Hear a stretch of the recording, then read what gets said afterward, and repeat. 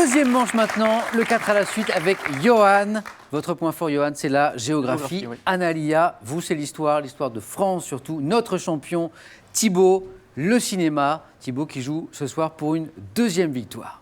Vous choisissez un thème parmi les 4 que je vais vous proposer. Vous avez ensuite 40 secondes pour faire 4 bonnes réponses à la suite, maximum, hein, bien sûr. Chaque erreur vous fait retomber à 0. Les thèmes, les voici. Marathon et marathonien. Les pattes des insectes. Le thème mystère, bien sûr. Ce thème mystère que vous pouvez découvrir en exclusivité sur Twitter. Hashtag QPUC pour question pour un champion. Et vous n'hésitez pas à réagir à ce match que nous sommes en train de vivre en ce moment. 4e thème, texte et ouvrage publiés anonymement. Thibaut, c'est bien sûr à vous de choisir en premier, puisque vous êtes arrivé en tête tout à l'heure. Thibaut, votre choix. Bien, je vais prendre marathon et marathonien.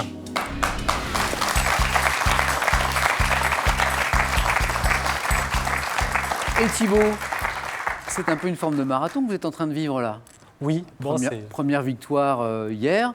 Là, on va te dire qu'on a passé les 20 premiers kilomètres. Donc c'est là que ça commence à être dur, en tout cas selon un marathonien. Vous courez un petit peu ?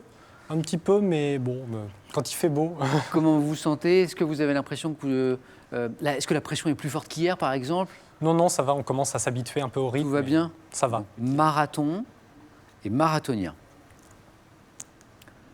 Top. En avril prochain, de quelle célèbre avenue donnera-t-on le départ ? Champs-Élysées. Oui. Quel athlète éthiopien est sacré champion olympique en 1960 après avoir disputé Bikila. pieds nus ? Oui. Quelle est la distance exacte d'un marathon ? 42 km 195. Oui. Le 28 septembre 2014, dans quelle capitale européenne le Kényan Denis Kimeto a-t-il établi l'actuel record ? Berlin. Oui. 4 à la suite. Bravo Thibaut, 4 à la suite.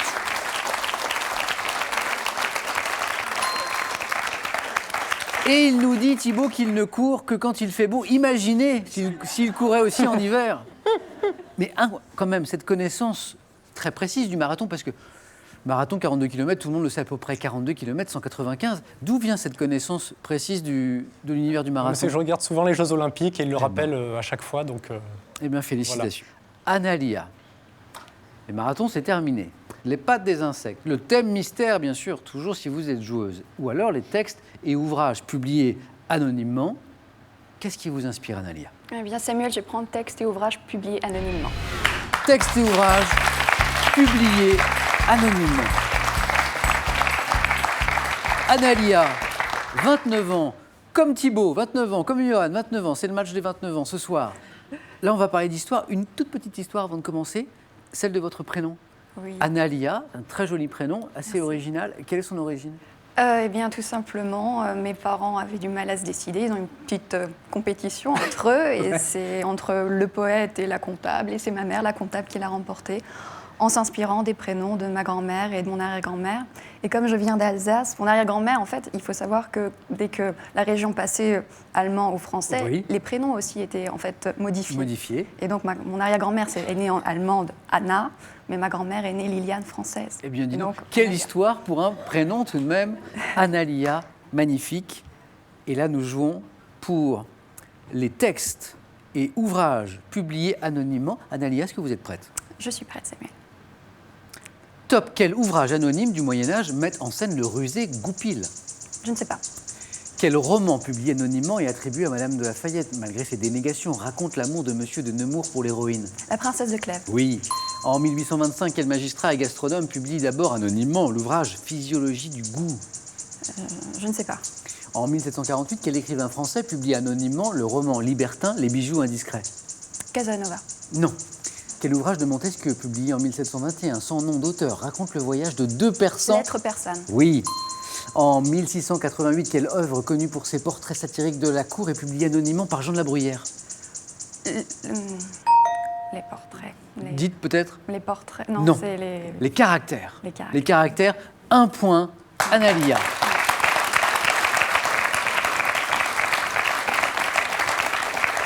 Les lettres persanes, vous l'aviez, qui racontent le voyage de 2 persans à Paris. 1748, quel écrivain français publie anonymement le roman libertin Les bijoux indiscrets ? Diderot, Denis Diderot. Il vous revient maintenant, je vois. 1825, Difficile. Quel magistrat et gastronome publie d'abord anonymement l'ouvrage Physiologie du goût? Quelqu'un l'avait? Carême. Brillat Savarin. Et puis, quel ouvrage anonyme du Moyen-Âge met en scène le rusé Goupil? C'était le roman de Renard. Le roman de Renard. 1 point pour Analia, 4 points pour Thibaut. Johan, c'est votre tour. Alors, les pattes des insectes. Mais j'en sais rien. Vous êtes peut-être un spécialiste des pattes des insectes, qui sait? Ou alors le thème mystère qui peut être une très bonne ou une moins bonne surprise. Ou une très mauvaise, ouais. Allez, je lance la pièce. Thème mystère. Thème mystère.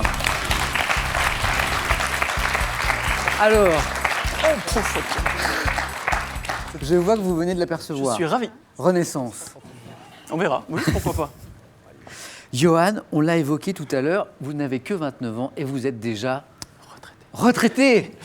Oui. Alors c'est une précisons, retraité de la banque, ça veut dire que vous avez eu un premier début de vie dans la banque et là vous avez décidé de passer à autre chose. Tout à et fait. cette autre chose, c'est le façon. voyage. Le voyage, ouais. Incroyable. Le voyage, parce que le voyage nous apprend plein de choses sur nous-mêmes et sur plein d'autres cultures et c'est très très intéressant de voyager. Ben là, on va voyager un peu dans l'histoire. Allons-y. La Renaissance. Allons-y, Samuel. Johan, vous êtes prêt? Complètement prêt. Top. Quelle famille florentine ayant donné à la France 2 reines prénommées Catherine et Marie? Médicis. Oui. Quel château de la Loire, construit à partir de 1519, est célèbre pour son escalier central à double hélice? Chambord. Oui. En 1516, quel humaniste et homme de loi anglais publie le roman politique Mort. et social? Oui. En 1530, à la requête de quel humaniste le Collège de France est-il fondé par François Ier? Disons Montaigne.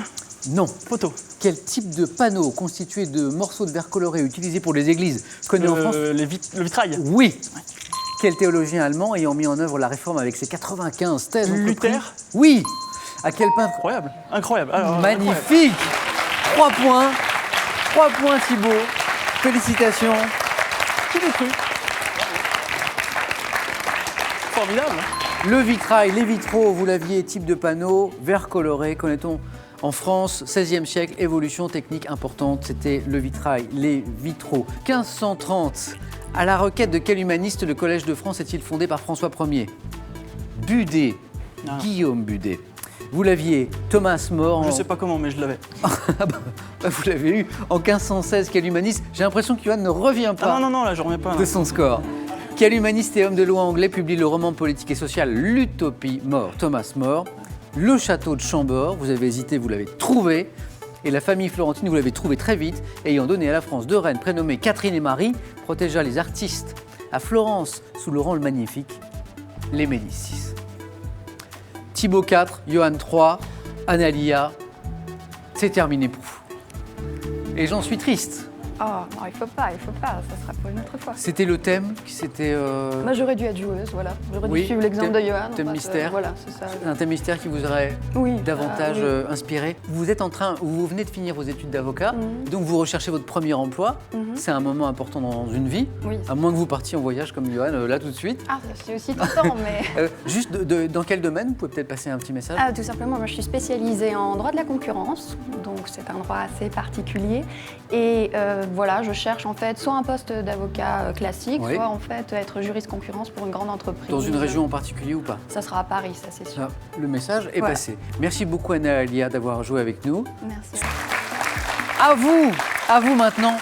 Dernière chance de jouer avec nous pour remporter 500 € ce soir. Je dis bien 500 €. Le tirage au sort sera effectué dans les 5 prochaines minutes. Donc c'est vraiment le bon moment de jouer. Parmi les bonnes réponses, bien sûr, n'oubliez pas aussi notre grand concours pour tenter de décrocher la cagnotte de ce soir. Bonne chance à tous. La voilà, la fameuse question. Dans quelle chanson Sylvie Vartan parle-t-elle d'un blouson et de cheveux longs? Est-ce réponse 1, comme un garçon? Est-ce réponse 2, l'été indien?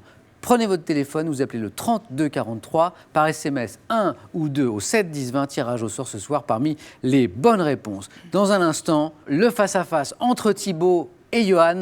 A tout de suite dans Question pour un champion.